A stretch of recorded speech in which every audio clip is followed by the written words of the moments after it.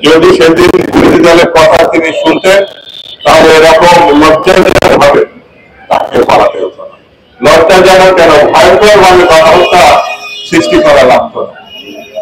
বাজারে এখন অনেক কিছু দাম বেশি আমরা বলি, হয়তো দাম বেশি সত্যি, কিন্তু ব্যাংকে কোনো টাকা নেই। সব ব্যাংক থেকে সব টাকা শেখ হাসিনা এবং তার সাগনেতা তার দলবলের লোকজন দিয়ে সম্পদ দিয়েছে, বিদেশে পাচার করেছে। লীগের সরকারের প্রধান শেখ হাসিনা আবার বাংলাদেশের কোনো ভাবে ষড়যন্ত্রে কিভাবে নির্বাচন ঠেকানো যায়, কিভাবে বিশৃঙ্খলা তৈরি করা যায়, কিভাবে চোরাগুপ্ত ভাবে আবার বাংলাদেশে ঢোকা যায়, প্রতিষ্ঠা পায়, এই চিন্তায় তিনি ষড়যন্ত্র করছেন। ষড়যন্ত্র করে যদি আরেকবার তারা এইভাবে বাংলাদেশকে ভারতের হাতে সম্মিলিত ভাবে সেই ঘৃণ্য ষড়যন্ত্রকে পদানত করবে এবং সেটা ঘৃণ্য ষড়যন্ত্রকে রুখে দেবে।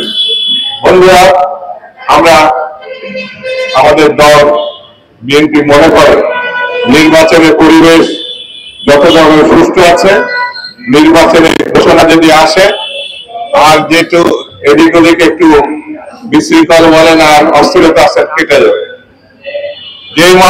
যেই মাত্র দেশকে নির্বাচনের রাস্তায় নামানো যাবে সেই মাত্র বাংলাদেশের স্বাভাবিক অবস্থা শুরু হবে এবং নির্বাচনের মধ্যে দিয়ে বাংলাদেশের নাগরিককে তার রাজত্ব ফিরিয়ে দেওয়া, মানে ভোটাধিকার ফিরিয়ে দেওয়া, তার অধিকার ফিরিয়ে দেওয়া, এটা সম্ভব হবে এবং সে তার ভোটাধিকার তার পছন্দের প্রার্থী, পছন্দের মাত্রা, পছন্দের দলকে দিবে, এটাই স্বাভাবিক।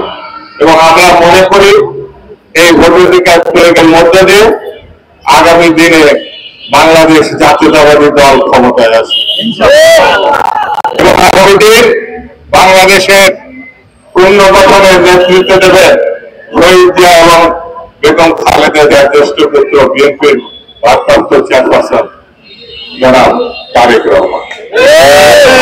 তিনি আগামী দিনে প্রধানমন্ত্রী হিসেবে বাংলাদেশকে পরিচালনা করবেন এবং জনগণের উপরে নির্ভর করে তিনি এগিয়ে যাবেন। বাংলাদেশের স্বাধীনতা রক্ষা করবে, গণতন্ত্র পুনঃপ্রতিষ্ঠা করবে। তরুণ তাজা প্রাণ শত শত না হাজার হাজার তারা শহীদ হয়েছে। এই দেশে কারা নির্বাসিত হয়েছে প্রায় কয়েক লক্ষ বললে ভুল হবে, লক্ষ। মামলা হয়েছে প্রায় 60 লক্ষ আসামি, মামলা হয় লক্ষ। ভাবা যায় না কোন গণতান্ত্রিক দেশে গণতন্ত্রের জন্য এত মামলার মুখোমুখি কোন দেশ হয়েছে এর আগে জানা যাবে, মানে খুঁজে পাওয়া যাবে।